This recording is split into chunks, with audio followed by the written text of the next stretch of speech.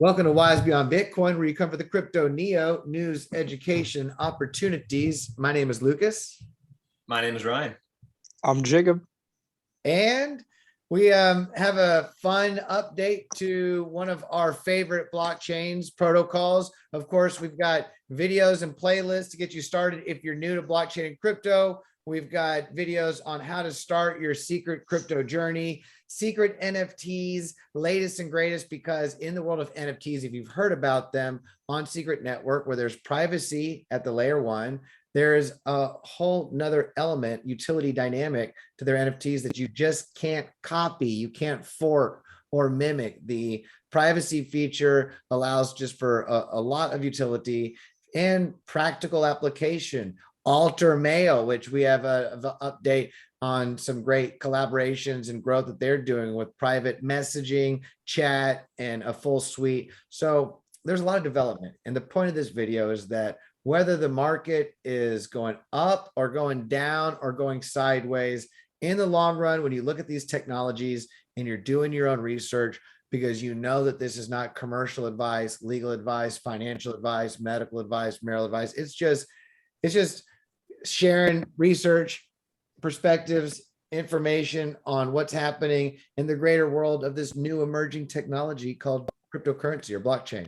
And there's a lot happening. And we like to cover it all. And we don't just talk about what's going on in the IBC and what's going on Ethereum and the developments. We've got some more stuff happening with Bitcoin, native Bitcoin chain and Taproot and Rootstock, and just amazing things that are happening all over blockchain. But we talk about it being connected to the world at large. It's just another market, right? Yep. Oh yeah. We have the macro outlook series where we discuss monetary policy and the macro influences, whether it be inflation or supply chain or the war or whatever, and try to draw some conclusions about asset prices and crypto prices going forward. Yep. And we've got some plenty of stuff to check out, airdrops and crypto opportunities, because in the world of blockchain and crypto, if you are supporting and you're a member of the community, you are often open to receiving airdrops, free crypto, right, seeming like free crypto from other projects that are developing on that network as the value continues to build. Speaking of building value, actually, I have this, skip to the point. What's going on? I mean, this is nice to see right now. Yeah, a little bounce from some of the painful losses we've seen over the last 1 to 2 days, 3 days. All in perspective, because who knows when you're watching this video, but the Luna UST model just collapsed, the algorithmic stable coin, and it was 10 billion, the largest decentralized stable coin in all of blockchain crypto. And despite it all, the market was relatively, I would say, unaffected. I mean, the market, yeah, it took it in stride. We didn't see a major collapse of DeFi and protocols and prices throughout. It wasn't as large as maybe some others. So I think we're seeing a lot of return and pullback, or people taking advantage of maybe an overcorrection yesterday with some extra panic, right, in the market. That being said, who knows? Whatever you watch this, what the prices will be. It's a volatile market. These are volatile times.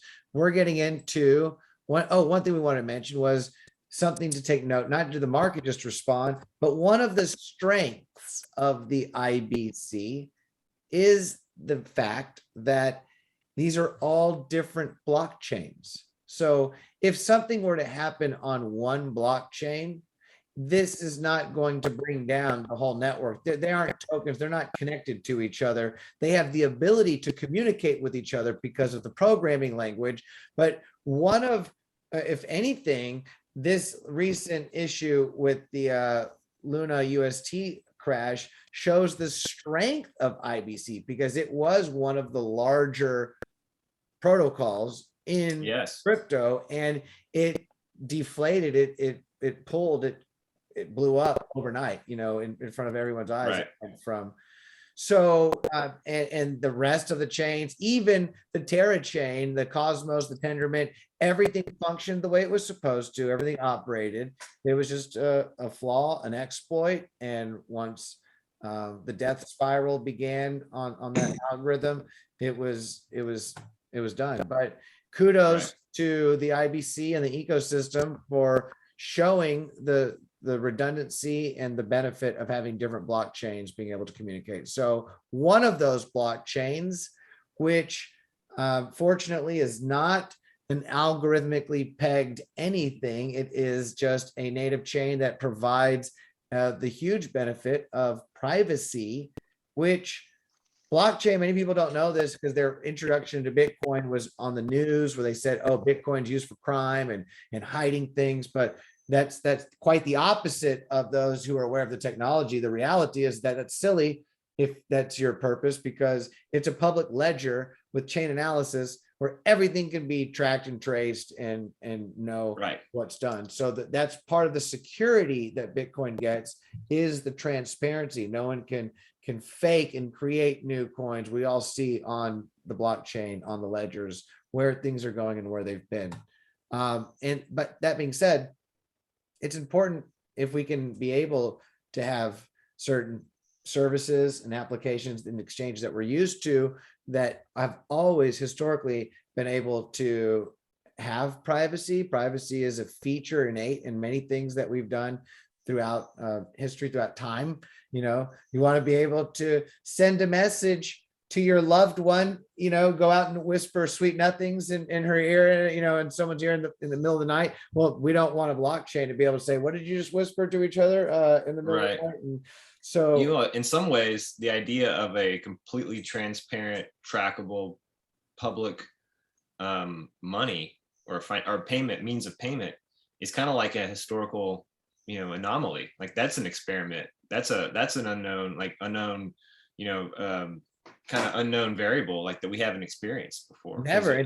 The history of all this is that you're giving privacy. Some people that is kind of silly, considering the track record that power has with people. But the idea that that we've somehow will all benefit with this Orwellian, you know, public blockchain. So privacy is an important feature. And there are other blockchains we will continue to cover more. There's exciting developments in the world of privacy and blockchain, not just Secret Network. However, Secret Network as a layer 1 smart contract, it's in the IBC, you know, they're connecting to the EVM. It's a big deal. It's a big deal. It's a blue chip. It's a premium privacy solution with a lot of applications, NFTs, Alter, Jackal DAO, many things being created and built and continue to develop. So that being said,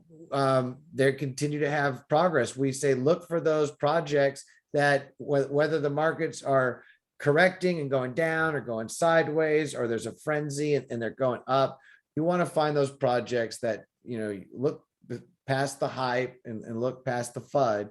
And are there people developing? Are there people building? And are they continuing to make improvements? That's a good macro outlook, a long-term outlook. And that's what we have here with Secret Network. And we want to bring you up to date on an announcement with the Shockwave Alpha mainnet upgrade being complete and what that's all about.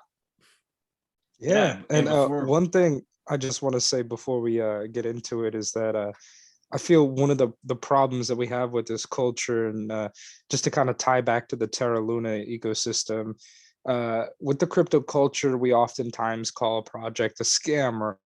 But just because something was, you know, broken in this space, it is all experimental. I mean, it's not a scam if it's proven a model wrong.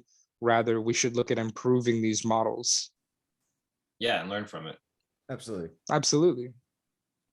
We're all learning. We're all making mistakes. I know we've made mistakes. I had took a big hit from, and I know others that did. Fortunately, diversification and being aware that a lot of these things in this space over the years can disappear overnight, and that's just the nature of this. However, one of the beautiful things about the space that if you continue to learn and you stick with it, the opportunities that you will find that exist for growth, it's so young and innovative and emerging, that you will be able to treat it as if it was tuition for, you know, an expensive university or some good courses, because oftentimes staying in it is a lot more rewarding and can bring an abundance in many ways, and meet many beautiful people. And there's a lot of development going on around the world, over the world. And, you know, these are exciting times because the development that are happening is ways for helping payment systems, helping bridge communication, messaging. I mean, these are the building blocks of future communication on the future web. And it's going to be done, a lot of it's going to be done with a level of privacy. Secret Network, Secret Foundation Labs, they are the entity that is in charge of seeing this blockchain continue to strengthen and grow and collaborate and add value and utility. And part of that is being able to handle more people. And I think, isn't that part of what this alpha mainnet upgrade is all about? Yeah, that's one of the big parts of it, is increasing this network speed and making it easier to you know, for the network to handle certain big events like NFT drops or airdrops or things like that. Dig it. And beyond that, there's a little section about introducing state sync for this is for the validators, and this deals with the CosmWasm directory. And this directory previously would have to be manually synced with the by the node runners, and now it's automated, and that's apparently going to increase efficiency and make the node run easier. And then the other issue that's addressed is these interchain accounts, where it's basically going to make it easier for secret to be used in cross-chain Cosmos applications, right? So, and there's more. Basically, it's more interoperability, furthering the interoperability cross-chain. So those are the big. But you know, further on, what they're looking to do next with the next Shockwave is huge. Shockwave Omega. But before we get into all that, I would just like to mention that how nice it is to see a mainnet upgrade that didn't involve any downtime, right? Where everything just kind of smoothly worked. Because I know we all remember, it hasn't been that long since Evmos was down for a number of days. And then I know Juno was down as well for a while. So, you know, we've kind of seen these upgrade periods. We've, you know, maybe there was a moment where we were holding, you know, kind of holding our breath, as, you know, what's going to happen, but it's nice to see it went smoothly. Good point. It did. It was a very, very smooth upgrade. And there has been a lot of chatter on the Twitter, a lot of tweets on the Twitter about how much the improvement is already being felt and appreciated. So it's like, I passed it up, but what you were saying earlier, it's 500 to 600 times the speed for boost and reducing gas costs. So, and increased interoperability. But speaking of increased interoperability, what's coming up next? There's a couple of really neat things that are popping up, I know, that we should mention. Yes, so this is dealing with the next upgrade called Omega, and they're going to upgrade the CosmWasm smart contract infrastructure. That'll make things even faster than they are now. But beyond that, they're going to increase the IBC connectivity beyond just native coins. So this Omega upgrade will enable secret contracts to send IBC messages, and then this will basically make it possible to directly transfer SNP20 tokens to other IBC chains. So now we're talking about bringing privacy cross-chain, and that's, you know, that's, you gotta love that. And then the messaging, the IBC messaging is, you know, that's cool too. This will firmly establish Secret as a privacy hub, you know, alongside with, we've got a video to do very soon. Stay tuned on Alter, the full G Suite mail style application with privacy. I mean, messaging, group chat, and more features continue. Very exciting there. So, but yeah, built on Secret. and connecting to the IBC as well. We're planning on replacing the engine that executes smart contracts, allowing faster processing of older and newer contracts. Just a bigger, more powerful engine.